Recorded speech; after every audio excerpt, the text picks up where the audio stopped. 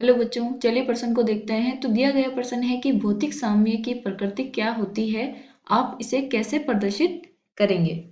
तो हमें बताना है कि भौतिक साम्य होता क्या है या इसकी प्रकृति क्या होती है और इसको हम किस प्रकार से प्रदर्शित कर सकते हैं। तो सबसे पहले हम क्या लिखेंगे, मुख्य उदाहरण, मुख्य अवधारणा। तो वो क्या हो जाएगी, भौतिक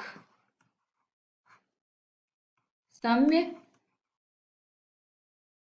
या साम्य अवस्था। तो हमें पता होना चाहिए कि भौतिक साम्य अवस्था होती क्या है और उसको किस प्रकार से प्रदर्शित किया जा सकता है। तो चलिए हम देखते हैं। तो सबसे पहले हम क्या देखेंगे कि भौतिक अवस्था होती क्या है या भौतिक साम्य। भौतिक साम्य क्या होगा कि इसमें क्या होता है कि किसी निकाय के अभिलक्षणों को अच्छी तरह से समझा जा सकता है। तो इसमें क्या होता है कि भौतिक परिवर्तन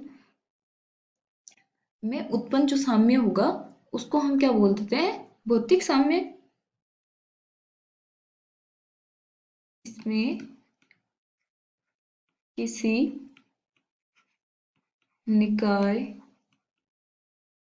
के अभिलक्षणों को अच्छी तरह समझा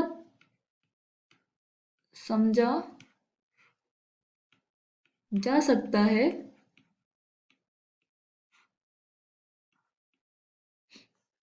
तो इसके उदाहरण के तौर पे हम क्या बोल सकते हैं, प्रवस्था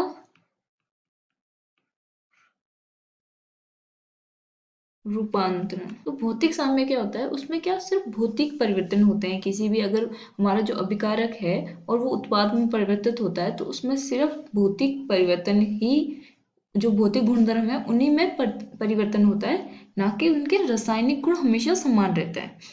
तो अगर इसको मैं और लिखना चाहूँ तो क्या लिखेंगे, भौतिक परिवर्तन में उत्पन्न साम्य। अब है कि इसको किस प्रकार से प्रदर्शित किया जा सकता है। तो देखिए, तो जो हमारा प्रवस्था क्या होगी, प्रवस्था रूपांतरण यानी कि ठोस किस में बदल सकता है, द्रव। और द्रव किस में बदलेगा, गैस में। या ठोस किस में परिवर्तित होगा, गैस में। अब इसमें भौतिक गुण तो परिवर्तित हो गए लेकिन रासायनिक गुण अलग अलग होंगे। जैसे कि यहाँ पे अगर हमारा H2O है, वो बर्फ है और वो परिवर्तित हो रहा है H2O, वो लिक्विड में है, द्रव में। फिर H2O को और गर्म करेंगे तो ये किस में परिवर्तित हो जाएगा, भाप में, यानी कि गैस बना लेगा। और इसमें हम अपर रूप भी लिख सकते हैं, जैसे कार्बन है उसका डायमंड, वो किस में परिवर्तित हो सकता है, ग्रेफाइट। और क्या लिख सकते हैं अपर रूप में, फॉस्फोरस के भी लिख सकते हैं, पी वाइट, वो किस में परिवर्तित हो सकता है, पी रेड में। तो ये हो गए हमारे भौतिक साम्य पे कि किस प्रकार से दर्शाया जा सकता है इस प्रवस्था को। तो हमें यही पूछा गया था कि भौतिक साम्य की प्रकृति क्या होती है और आप इसे कैसे प्रदर्शित कर सकते हैं। आशा करती हूँ आपको समझ में आया होगा। धन्यवाद।